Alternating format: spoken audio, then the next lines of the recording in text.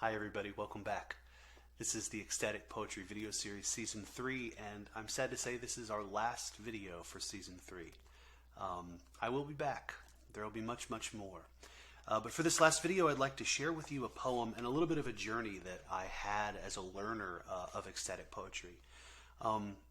Many years ago, when I was still learning about what ecstatic poetry is and trying to figure that out for myself, I definitely had some biases and some judgments about classic poets. Surely William Blake wasn't writing ecstatic poetry, right? It was kind of my attitude.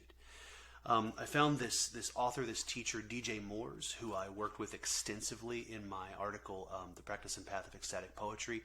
DJ Moores is definitely one of the most eminent scholars of ecstatic poetry alive in the world today. And in this compendium, Wild Poets of Ecstasy here, it's an anthology of ecstatic writers, it really opened me up to exactly what ecstatic verse is, what ecstasis is, this feeling of stepping outside of myself and kind of observing from a witness standpoint what's going on inside, and then bringing that forward in my poetry. So many poets have done that for millennia. And so I was surprised at first to read this poem by Emily Dickinson, who I judged previously without a whole lot of knowledge, transparently, of her body of work, who I judged as someone who certainly couldn't be an ecstatic poet. You be the judge for yourself. She writes, "The brain is wider than the sky, for put them side by side. The one the other will include with ease, and you beside. The brain is deeper than the sea, for hold them blue to blue.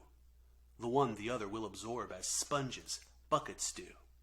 The brain is just the weight of God, for heft them pound for pound, and they will differ, if they do, as syllable from sound."